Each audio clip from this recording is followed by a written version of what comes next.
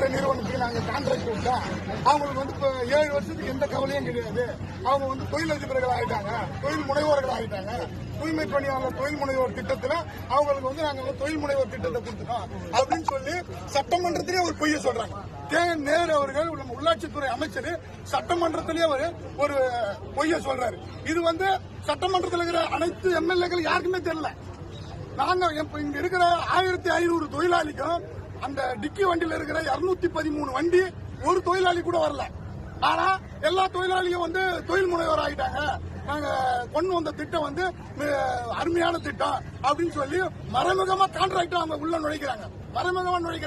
ஏற்கனவே நாங்க contract out sourcing முறையில நேரடியா கான்ட்ராக்ட் விட்டா எல்லாம் போராட்டம் பண்ணுவாங்க, ஆர்ப்பாட்டம் பண்ணுவாங்க சொல்லிட்டு இந்த மாதிரி தூய்மை பணியாளருக்கு நாங்க தொழில் முனைவோர் ஆக்குறோம் அப்படின்னு சொல்லிட்டு இவங்க மறைமுகமா ஒரு கான்ட்ராக்டை உருவாக்குறாங்க. நாங்க கேட்கறதெல்லாம் 10 ஆண்டுகள் நீங்க சொன்னீங்கல்ல, நாங்க ஆட்சிக்கு வந்தா 10 ஆண்டுகள் ஆன உடனே நாங்க வந்து நிரந்தரப்படுத்துவோம், ஒப்பந்த தினக்கூலி தொழிலாளர்கள் நிரந்தரப்படுத்தும் சொன்னீங்கல்ல, முதலமைச்சர் சொன்னார் இல்ல, அதை ஏன் நிறைவேற்றல? அவர் நிறைவேற்றலன்னு சொன்னா அதுக்குதான் இந்த டிக்கி வண்டி குத்துக்கிறாரு. இந்த 10 ஆண்டு வேலை செய்யறவங்க வேலையை விட்டு அந்த கோரிக்கை யாரும் வைக்க மாட்டாங்கல்ல.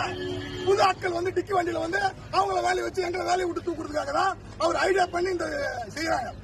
இதுதான் அவங்களுடைய நோக்கம். அந்த டிக்கி வண்டி எல்லாரும் இறக்கிட்டாங்கன்னா இப்ப ஏற்கனவே 10 ஆண்டு 15 ஆண்டு 20 ஆண்டு வேலை செய்யறவங்க வேலையை விட்டு தூக்குற ஒரு கணக்கில் இருக்கிறாங்க.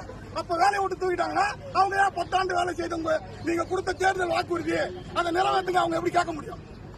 அதனால இது வந்து முழுக்க தமிழக அரசு இதை வந்து எங்களை தூய்மை பணியாளரை வஞ்சிக்கிற திட்டம் தான். நீங்க சொன்ன வாக்குறுதிய உடனடியாக நீங்க உங்களுக்கு இன்னும் ஓராண்டு தான் இருக்குது.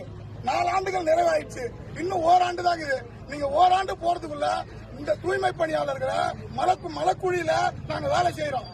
இந்த தூய்மை பணியாளர்களை கண்டிப்பா 1500 தொழிலாளிகளை நீங்க பர்மனன்ட் பண்ணி ஆகணும். இல்லன்னு சொன்னா அடுத்த முறை கண்டிப்பா நீங்க ஆட்சிக்கு வர முடியாது.